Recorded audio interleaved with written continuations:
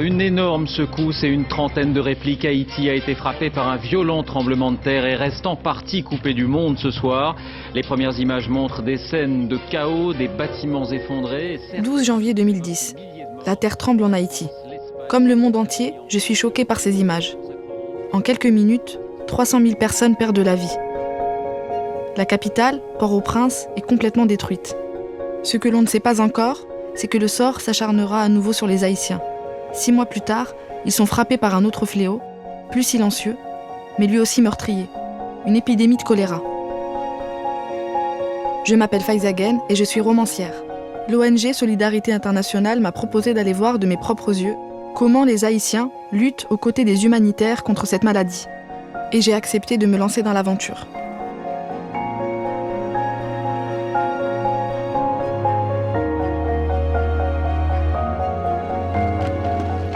Après 15 heures de voyage, j'arrive enfin à Port-au-Prince.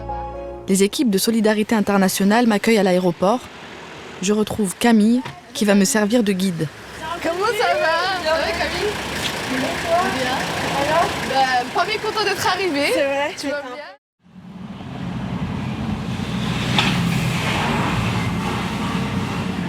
Le lendemain, nous allons à la base de Solidarité Internationale pour rencontrer les équipes qui mènent un combat acharné contre le choléra depuis près de 10 ans. Ça va? Bon voyage, tout s'est bien passé. Vous êtes en forme? Très bien. Grande semaine nous attend. Wankos Loror, responsable du projet choléra, et Jean-Sébastien Molitor, chef de mission, m'accueillent sur place. Il me présente les équipes en charge du projet choléra, soit plus d'une centaine de personnes. Je vais te présenter rapidement la situation en Haïti. 59... Les chiffres que m'annonce Jean-Sébastien me sidèrent. Près de 800 000 cas et plus de 10 000 morts pour une maladie qui se soigne pourtant très facilement si elle est prise en charge à temps. Je vais faire le lien avec une réponse à un tremblement de terre qui a été extrêmement compliqué, tu t'en doutes, 300 000 morts. Et quelques mois après, une maladie qui n'existait pas dans l'île, qui apparaît.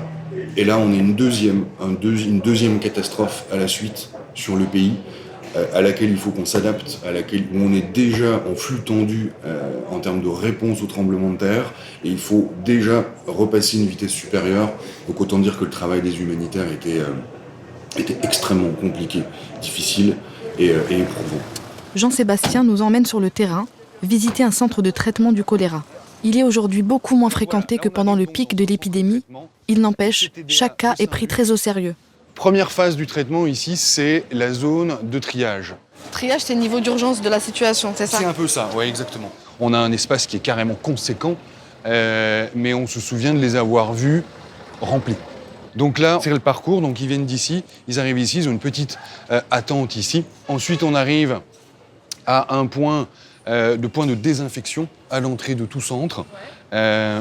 Donc où tu te laves les mains avec une solution chlorée à 0,05% et bien évidemment nettoyage des pieds. Ça, c'est systématique.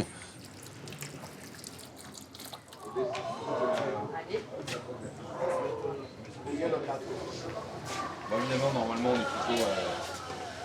Et il y a l'entrée et la sortie. Ouais, parce que j'ai failli faire l'inverse. Ouais. Je me suis dit, mais Ma forme de pied est mais pas après, mon sens logique a pris le dessus. On arrive dans le centre de traitement où nous avons effectivement 2 cas suspects. Je voudrais dans un premier temps te présenter Djamani, l'infirmière référente au centre médical, et Lubin, notre Bonjour. agent sentinelle. Et Lubin, par exemple, toi, tu te charges de prévenir quand il y a un cas pour aller, qui commence leur enquête et savoir en fait où ça se passe et comment prendre en charge? Dès que le cas arrive, je suis là pour retracer l'ensemble des informations, pouvant amener l'équipe travaillant sur le terrain direct chez le patient. Et pour aller donc chez les personnes, voir ce qui s'y passe, désinfection domiciliaire.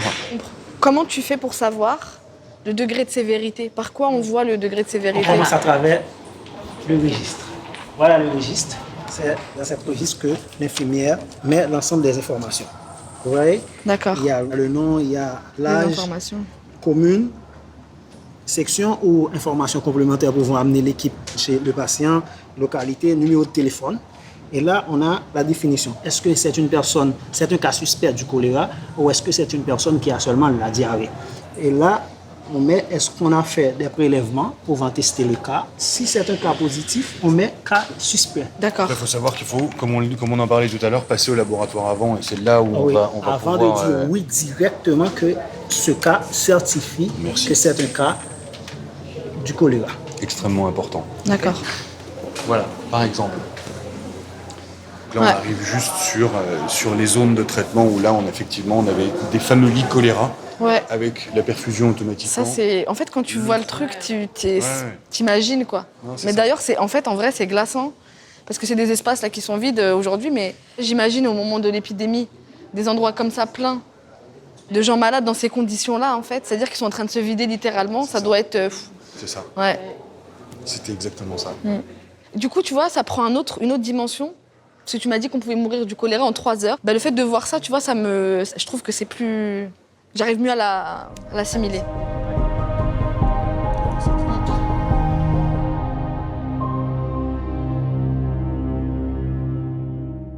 Aujourd'hui, Camille m'a laissé entre les mains de Wankos pour partager son quotidien. On est un peu pressé Ouais. parce qu'on a reçu une alerte. Il faut faire une intervention sur le terrain très très rapidement. Ok. Là, on prépare une solution pour faire la décontamination domiciliaire. Ok. On met l'accent sur le chlore qui sert à détruire la bactérie du Vibrio cholera et on dit qu'elles peuvent utiliser d'autres produits dérivés. Nous bravons les embouteillages interminables de Port-au-Prince pour rejoindre le quartier de Canaan. De ça.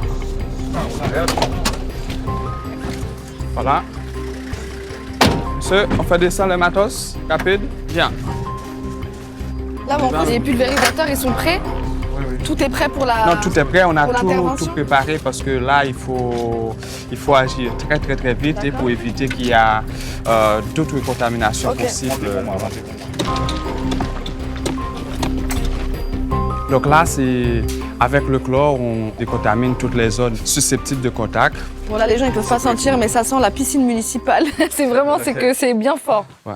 Ce travail de décontamination-là, on le fait non seulement dans la maison, mais on le fait dans le voisinage aussi. Je vais essayer. Voilà, mais ça n'a pas l'air difficile. C'est pas difficile, mais il faut que tu aies... Faut que tu me montres aussi où je dois pulvériser, en fait. Pour pas que bien là, partout où personne ne peut toucher. Tu vois, sur Polissin, ça fait un peu genre héros, ça fait un peu le guerrier, l'exterminateur de maladies. Sur moi, ça va faire la ménagère dans la cuisine, tu vas voir. Non. Tu vas voir, dès que je vais mettre le tablier... Plutôt une héroïne, je suppose. Hein.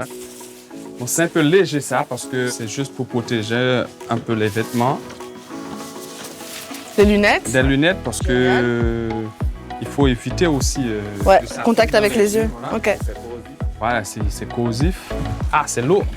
Lourd. Est-ce que tu vas pouvoir tenir? Je sais pas. J'ai de la force, hein. Tu me sous-estimes en plus. Ah non, pas du tout. Comme ça? Ouais.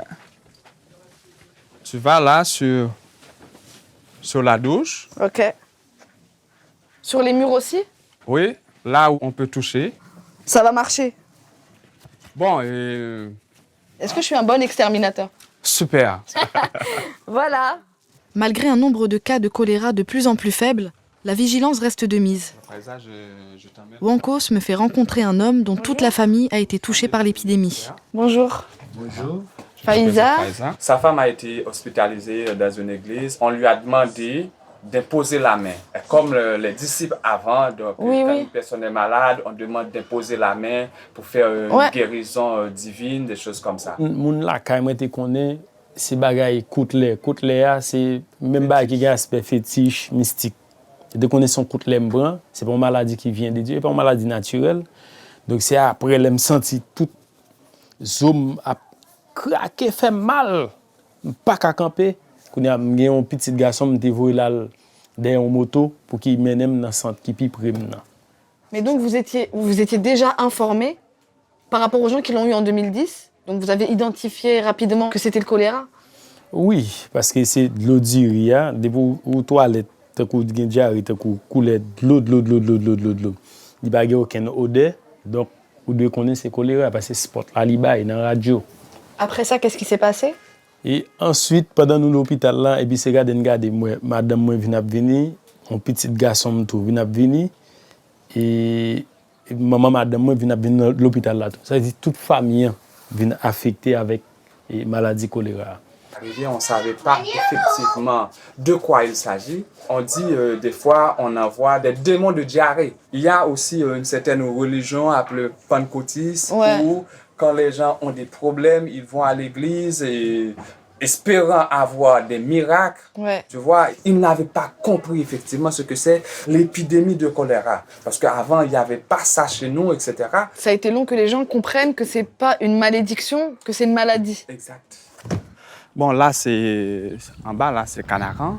C'est une ville qui a été construite après le tremblement de terre. Le gouvernement avait déclaré ça d'utilité publique, mais il n'y avait pas vraiment d'organisation. Là, c'est une zone très, très récurrente au choléra. Et c'est là qu'on parle un petit peu de faiblesse de nos institutions, de la faiblesse de l'État en quelque sorte, qui n'arrive pas vraiment à fournir ces services de proximité. Je disais même pas services de proximité, les besoins de base.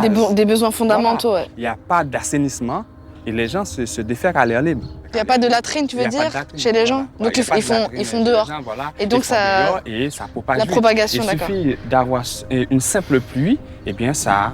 Voilà, quand il y a une épidémie, eh bien... Les flambées, c'est les plus fortes. Voilà, les flambées, c'est les plus fortes.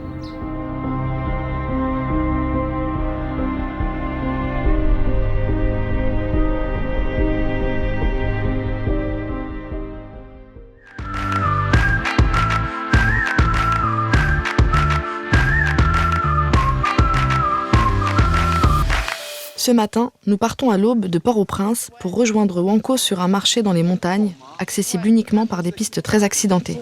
Jusqu'ici, pas mal. Effectivement, c'est pas facile, le problème d'accès, on le sait. Sur le marché, le risque de contamination est très élevé.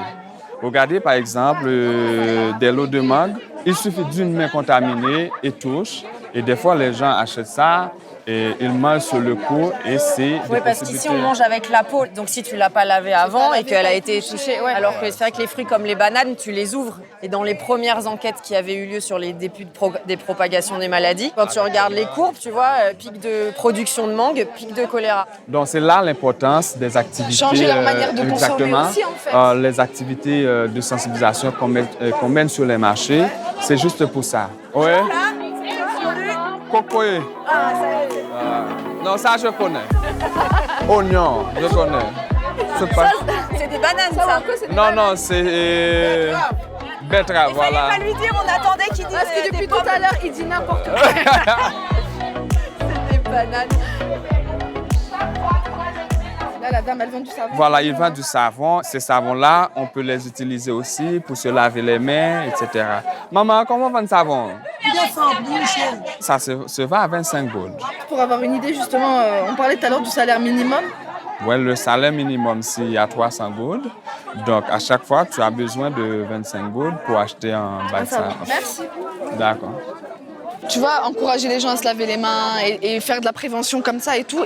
Et en fait, t'as le savon qui a un prix exorbitant finalement. Donc comment tu gères ça? On a des activités de formation pour apprendre aux gens à faire leur savon artisanal. Voilà, ok. On faisait des formations de groupement de femmes pour faire le savon liquide. Fabriquer le savon. Savon, le chlore. Je suppose qu'entre acheter à manger, acheter du savon et à un moment donné... Aussi avec l'impact du choléra, les gens ont vu mourir les gens de leur famille. C'est ça. Les gens ont aussi considéré que c'est une question de survie.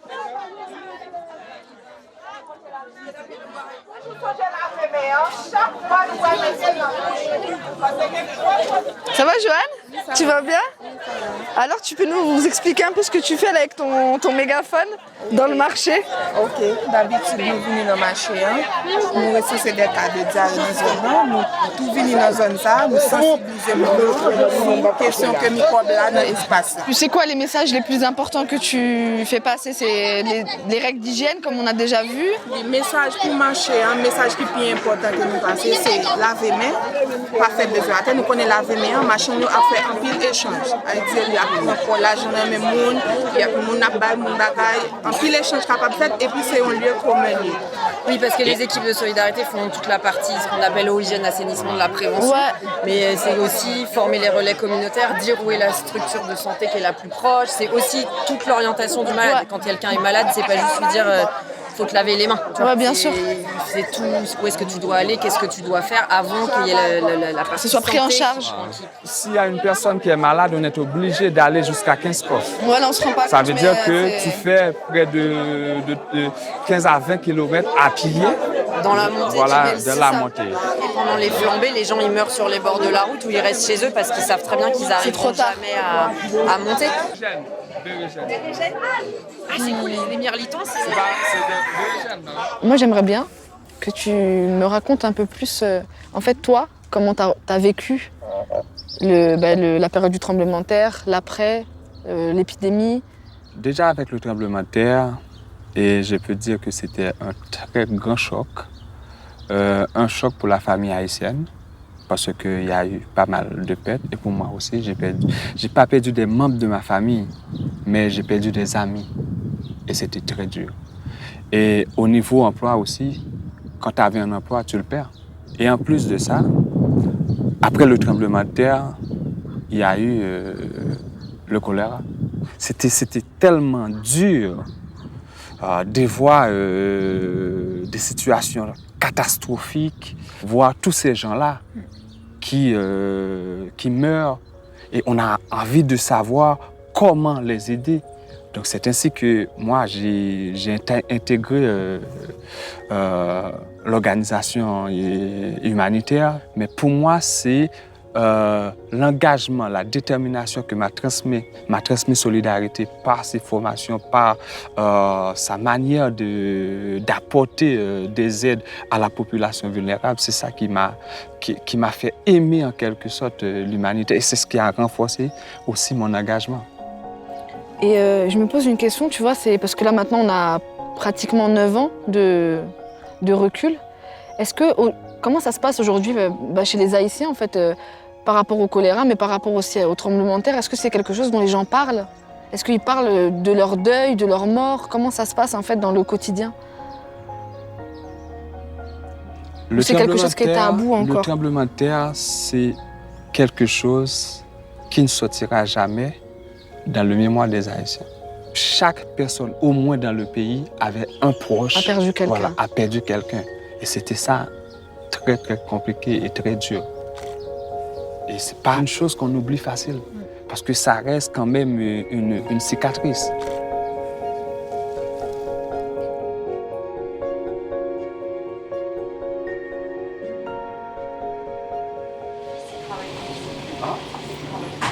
Le lendemain matin, nous suivons Wankos qui nous emmène dans l'école de Kenskoff, un village situé dans les montagnes. Loin de tout centre de santé, ses habitants sont particulièrement vulnérables au choléra.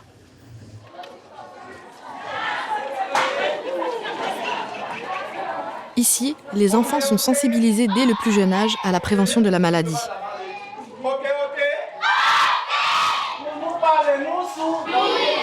Bonjour les enfants.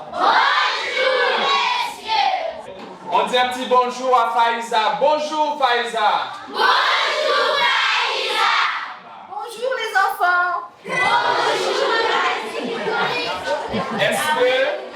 Est-ce que vous pouvez chanter pour moi la chanson? Oui. Allez, je vous écoute.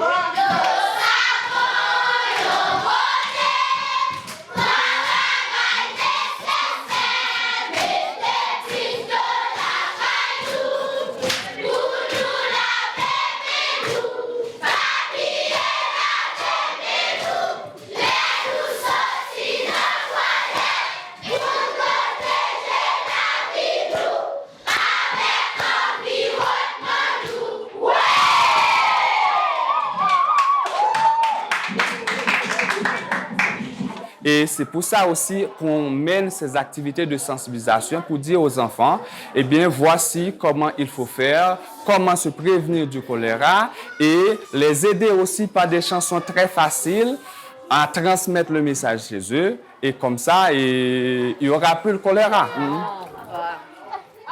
On peut dire que ces activités-là qu'on fait ont des impacts, même pour moi. J'ai ma fille de 5 ans. Eh bien, quand je vais manger, elle m'a dit, papa, tu te rappelles, il faut te laver les mains. Et quand on fait des activités à l'école, quand elle vient, elle me dit papa, voici les activités qu'on a fait à l'école. Les enfants sont des moteurs de ces activités. Je mets dans la queue pour me laver les mains avec lui. Mais du coup, j'ai un peu la pression parce que j'ai toujours eu l'impression de savoir me laver les mains. Mais là, je vais bien regarder, je vais faire comme lui. D'accord. Tu prends le savon. Voilà. Bien mousser les mains. Voilà. Savon les mains et frotter les mains. Comme ça. Voilà. Frotter les mains. Ensuite. Voilà. Il faut te nettoyer les ongles. Les ongles avant. Voilà. Attention, Pas on va te mal. faire discuter. Ça va, je vais me faire engueuler. C'est sûr. Est-ce que c'est bien? C'est bien. C'est bien? Oui. Merci beaucoup. Lève les mains, main propre. Et main propre. Allez, Voilà. Merci. parfaite.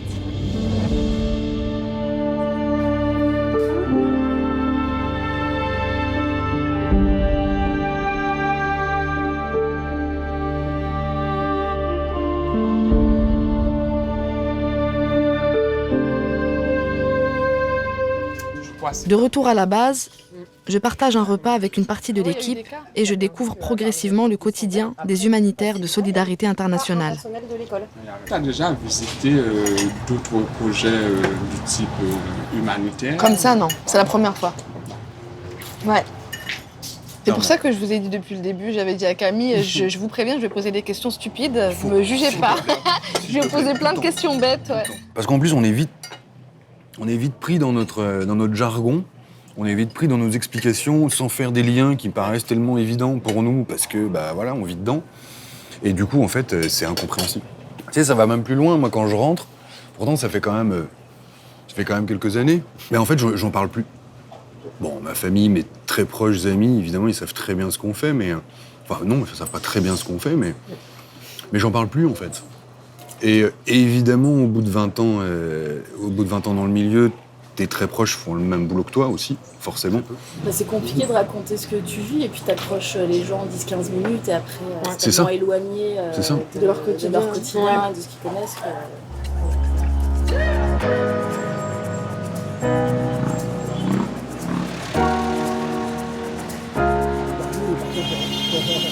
Là, on pourrait déjà se dire. Aujourd'hui, Jean-Sébastien me présente Samuel Beaulieu de l'UNICEF, un des partenaires majeurs de solidarité internationale dans son action contre la maladie. Je réalise que pour lutter efficacement contre l'épidémie, il faut aussi comprendre en profondeur la culture haïtienne, très marquée par l'influence du vaudou. Ils pensaient qu'ils étaient possédés ou c'est quoi? Tu vois, pourquoi? C'est ça? On parle encore de coup de poudre.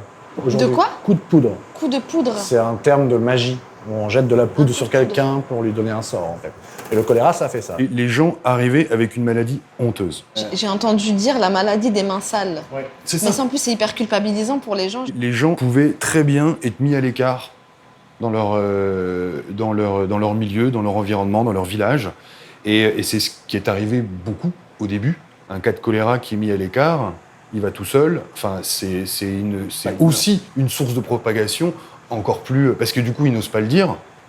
Et là, tu arrives dans des extrêmes. Le dernier cas confirmé en laboratoire, c'est dans la deuxième semaine de février 2019. Depuis, il y a eu 0 cas confirmés en laboratoire. Donc, partant de là, on pourrait déjà se dire, en réalité, qu'il est soit éliminé ou que la maladie n'est plus en Haïti. Ce serait dangereux de faire ça maintenant, puisqu'en fin de compte, il faut encore renforcer le système de surveillance, notamment en laboratoire. Comme on est dans une phase, je sais pas comment vous avez appelé ça, mais fin d'épidémie, quand tu dis qu'il faut surtout pas relâcher, est-ce que c'est possible, je dis n'importe quoi, mais que ça puisse repartir avec une hyper forte intensité d'un coup? Si ça s'arrête, ça repart. C'est qu'une question de temps. Ouais. En fait, Je me rends compte à quel point ces bons résultats sont fragiles et qu'il est nécessaire de maintenir la vigilance au plus haut niveau, car tant que le dernier cas ne sera pas traité, le combat ne sera pas fini.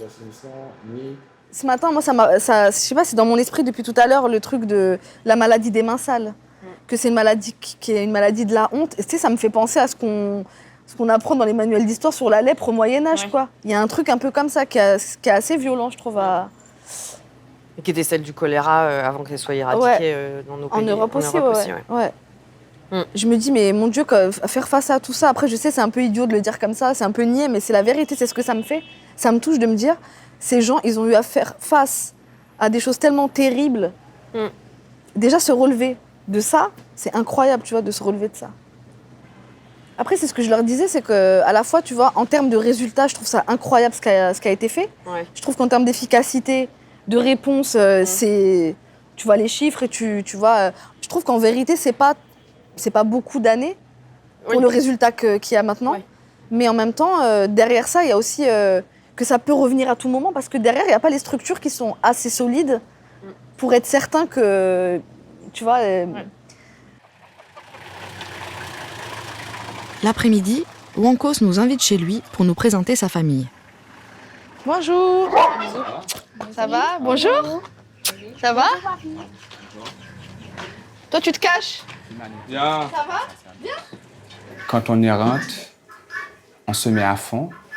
On veut sauver des vies et c'est aussi ça l'essentiel. Quand il y a des flambées un petit peu partout, on est obligé de laisser la maison, de laisser toute la famille. La satisfaction dans tout ça, c'est qu'on arrive vraiment à faire quelque chose pour la société. Et tu vois, tout à l'heure, quand j'ai demandé à ta femme comment tu vois l'avenir pour tes enfants, je voudrais te poser la même question. Quand on vit dans un pays aussi difficile, économiquement et politiquement, on se bat pour tout. Il faut un budget pour tout. Un budget pour l'eau, un budget pour le savon, un budget pour l'aquatable, tout. Et on n'a pas de grands moyens de revenus. Ça, c'est hyper compliqué. Est-ce qu'on veut la même chose pour ses enfants? La réponse, c'est non. Tu es écrivaine? Oui, c'est vrai, je suis écrivain. Oui, c'est papa qui t'a dit ça? Non. C'est eux là-bas? Oui. Mais je voudrais te demander un autographe aussi et de m'apporter quelques livres que tu écris. Oh, j'ai pas apporté mes livres. Oui, mais quand tu passes... Que je te les enverrai. C'est promis. Ah oui, moi aussi. Promis. Oui, mais il faut me promettre de les lire. Aussi. Ah ouais, d'accord. Qu'est-ce que vous voulez faire plus tard, les garçons? Est-ce que vous avez envie de faire quoi comme métier plus tard? Moi, je pense à deux choses, docteur et écrivain. Vous écrivez un peu des fois? Oui, j'écris, mais tout de suite après, comme si quelque chose me pousse d'effacer ça. D'effacer ce que je viens d'écrire. J'écrivais une petite histoire, mais tout de suite après, je me suis c'est effacé. J'ai effacé. Alors, je peux te dire que tu es un vrai écrivain, parce que ça m'arrive tous les jours. C'est exactement pareil pour moi. J'écris et j'efface. Oui, et on supprime. C'est extraordinaire. Vous êtes super. C'est super. Mais vous êtes tellement intelligent. Moi, je vais arrêter d'écrire. Je vais vous laisser ma place. Je vais vous laisser ma place. Je vais continuer d'écrire. D'accord, merci. Ok, merci. Merci pour la permission.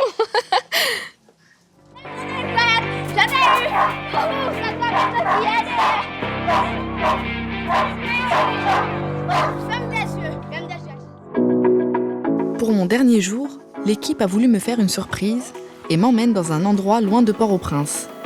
Après 3h30 de voiture, nous embarquons sur un petit bateau pour une destination inconnue.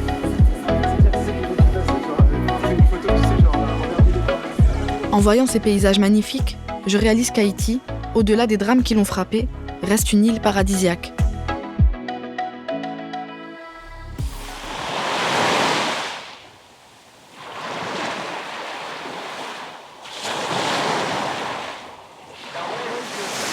Vous allez bien? Vous venez de rentrer, c'est ça, de la pêche? Oui. Le ça, pêcher? Oui, de pêcher. Pêcher dans toute la zone ici? Oui, toute zone canal, tout bagaille, dans le canal avec ça. Avec ça, ça fait flot. C'est pour que les gros poissons les jouent. Est-ce que les touristes viennent là, ça compte faire nous faire plus comme ou pas? Bon, et pour y a des touristes comme d'habitude, il y a des touristes comme avancés. Mais pour y a des ONG allés, il y a des babos touristes. Donc ça les aide quand même à avoir un peu plus de revenus. Bonne merci. Travaillez bien. Plaisir. Merci, monsieur. Pour te dire que Haïti, c'est pas seulement le choléra, mais il y a aussi de très beaux paysages. Il y a là où il fait bon vivre aussi. Là, c'est un peu la carte postale, tu vois, parce que c'est vraiment magnifique, c'est des paysages sublimes. Et en même temps, ça me fait drôle, tu vois, je trouve qu'il y a un paradoxe énorme entre un pays qui a un potentiel magnifique et la réalité de la vie des gens, en fait, au quotidien. Yes. Tu vois, il y a quand même un écart entre ce qu'on a visité Et là, quoi. Donc, le jour où toutes les conditions seront réunies, où il n'y a plus de choléra, il n'y a plus de problèmes de sécurité, eh bien, beaucoup de personnes, beaucoup d'étrangers peuvent venir faire un peu de tourisme, visiter nos plages. Donc, Faiza, ouais. Ça fait une petite semaine que tu es parmi nous. Ouais. Bah nous, on a une simple question, c'est un peu te demander ton ressenti. Je vous le dis vraiment parce que je le pense, je trouve que c'est un boulot incroyable que vous avez fait.